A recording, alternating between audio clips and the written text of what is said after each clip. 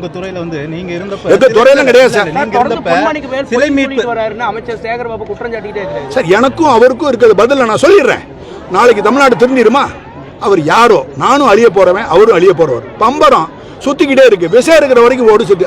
இந்த மாதிரி தேவையற்றவர்களையும் விளைவற்ற ஆளுகளை எல்லாம் கோயில வச்சு பேசுறதே அதர்மமான செயல். அது மறந்துருக்கு நீங்க. நெக்ஸ்ட், லோ ப்ரொஃபைல் ஆபீசரை இன்ட்ரெஸ்ட் இல்லாம செத்த பூனை சாவுக்கு ராக்கிம்பிக்கல அதுகளை கொண்டு போய் எங்க ஹெட்டா போடும்போது 2020 இருந்து 2020 ஒரு முக்கியமான வேலையை அவங்க பண்ணாம இருந்துகிட்டே இருக்கு. அது இப்ப என்னால சொல்ல முடியாது. மெட்ராஸ்ல போய் சொல்ல போறேன். அந்த செய்யாத அந்த வேலையை இருந்துட்டு செத்த அதெல்லாம் யாரும் கேட்கறா? சீஃப் மினிஸ்டர் யாரோ ஒருத்தவங்க இருப்பாங்க, மிஸ்டர் ஸ்டாலின் இருக்கிறாங்க. அவங்க தான் அவங்களை பிடிச்சி கேட்கணும். அவங்களுக்கு இதில் இன்ட்ரெஸ்ட் இல்லை, என்ன காரணம் அப்படிங்கிறத நீங்கள் தான் பார்க்கணும். அதாவது அவரால் கண்ட்ரோல் பண்ணக்கூடிய ஒரு டிபார்ட்மெண்ட் எத்தனை கோயில் இருக்குன்னு உங்களை நாங்கள் ப்ரெஸ்ஸை கேட்டேன். சத்தியமாக உங்களால் சொல்ல முடியாது. கேள்வி கேட்டு உங்களை துன்பப்படுத்துகிறேன் நீங்கள் நினைக்காம, நீங்கள் ப்ரெஸ் இல்லையா? கோயில் எத்தனை கோயில் உங்களுக்கு தெரிய வேணாமா? அப்போ தெரியணும்னா அந்த கோயில் எத்தனை கோயில் உங்களுக்கு சொல்ல வேணாமா? சொன்னா தானே உங்களுக்கு தெரியும். எல்லாம் ரைட் இன்ஃபர்மேஷன்ல கேட்க முடியும். அப்போ 38,658 கோயில் அவங்க கையில வச்சிருக்காங்க. எடுத்துட்டு நான் ஆட்சி செய்வேன். ஆனா ஒரு கோயில்ல கூட நான் வரமாட்டேன்னா உச்சக்கட்ட இம்மொராலிட்டி, அதர்மத்தினுடைய உச்சக்கட்டம். வரவே கூடாது. நீ வரவே வேண்டாம் எங்களுக்கு. We despise him. உங்களை நாங்க வெறுக்கிறோம். நீ வரவே வேண்டாம். யாரும் உள்ள வர வேண்டாம். ஆனா கோயிலை கண்ட்ரோல் பண்றீங்கல்ல, வராத ஒரு உதாரணத்துக்கு எல்லா கோயில்களையும் யார் உருவாக்குனா சேரசோழ பாண்டியர்களும் விஜயநகர பேரத்திலும் உண்டாக்கியிருக்காங்க. அவங்க தான் அந்த கோயிலுக்கு சொத்தெல்லாம் கொடுத்துருக்காங்க. யாராவது ஒரு மாடல் போய் ஒரு பைசா சொத்தை கொடுத்துருப்பீங்களா? இல்லை. இன்னைக்கு இந்த மாதம், இன்னைக்கு 1ஆம் தேதியா, டிசம்பர் மாதம் எவ்வளோ பணம் எடுத்திருக்காங்க கோயிலேருந்து சொல்லுங்க சார். ஒரு மாதத்துக்கு டிசம்பர் மாதம் எவ்வளோ சார் பணம் எடுத்துரு? கோச்சிக்கிடாமல் சொல்லுங்க சார். மறந்துட்டீங்க. இந்த அடிக்கிறார் யாரோ ஒருத்தர் பரிஸ்கார் அடிக்கிறார். 28 கோடியே 49 லட்ச ரூபா எடுத்துருக்கு. தெய்வ சத்தியம் கோயிலுக்கு ஏத்தாப்புல வச்சோம். எவ்வளோ? 28 கோடி. அநியாயம். நல்லா இருப்பீங்களா? இப்ப வார்த்தை வரும்ல, எவ்வளவு பெரிய வார்த்தை வருது, எவ்வளவு கண்ட்ரோல் பண்றேன் நான். கொடூரமா நல்லா இருப்பீங்களா? 1 கோடி அடியா, ஒரு கோட்டம் ஒரு நாளைக்கு 3 லட்சம் ரூபா.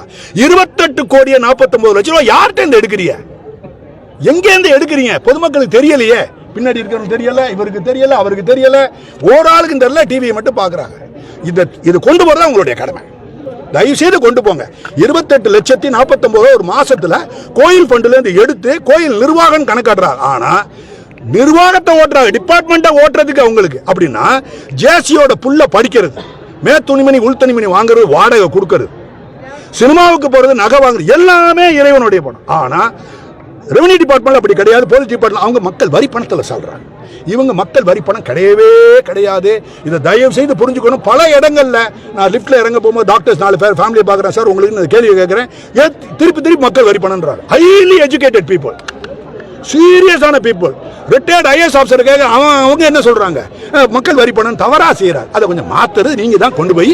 கிடையாது, இந்த பணம் அவங்களுடைய பணம் இல்ல, கோயிலோட பணம். இன்னொரு சரி, உண்டியல்ல நாங்க உங்க உண்டியல்ல போறது சுண்டக்கா பணம், நீங்க போறதெல்லாம் கோடிக்கணக்கில்.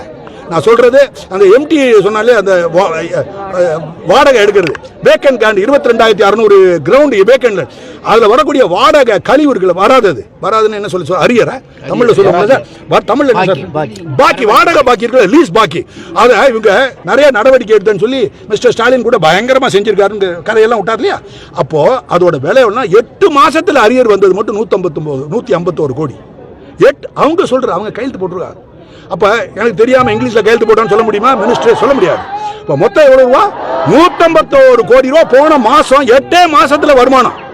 அரியர்ல, லேண்ட்ல, வேக்கன் சைட்ல, அப்புறம் பில்டிங், அப்புறம் நில சொத்து 4,28,000, அதுல 135,000, 1,35,000 காணாம் சார். உள்ள எல்லாம் போட்டு இப்ப முன்னாடி மாதிரி நான் வேலை பார்த்தோம் உள்ள போட்டீங்கன்னா என்டையர் HRNS டிபார்ட்மெண்ட் மினிஸ்டர்ஸ் எல்லாத்தையும் தூக்கி உள்ள வச்சிருவேன். சரி சார், ஓகே, தேங்க்யூ. எனக்கு மட்டும் ஏதாவது ஆண்டவன் ஒரு எடுத்துக்க மாட்டேன், சத்தியமா எடுக்க மாட்டேன். உள் உணர்வுகளை சொல்றேன் நான். அவ்வளோ அட்டூழியங்கள் நடந்து எதை எடுத்தாலும் நாங்க தான் பண்றோம். நாங்க நீ ஒரு கூலிக்காரங்கிற முதல் சொல்லிட்டு சொல்லு. கூலிக்காரன் யாரு? கூலி யார்ட்ட வாங்குறிய? இறைவன்ட்ட வாங்குறீங்க. ஈஸ்வரன் ஃபண்டில் கூலி வாங்குற ஆளு. எக்ஸப்ட் சீப்னருக்கு பப்ளிக் மணியில் வருது 2,05,000 ரூபா. பட் வேற மினிஸ்டர் அவங்கலேருந்து அவருடைய பிஏ 2 பிஏ சார், 2 கமிஷனர் உள்ள வச்சிருக்காங்க சார். ஒரு ஆளுக்கு 2 லட்ச ரூபா சம்பளம். என்ன அநியாயம் சார்? வத்தனை இல்லை. அப்படிலாம் கூத்தடிக்காது. இந்த டிபார்ட்மெண்ட்ல அவங்க கேட்க ஆள் இல்லைங்களால சர்வாதிகாரியா செயல்படுறாங்க.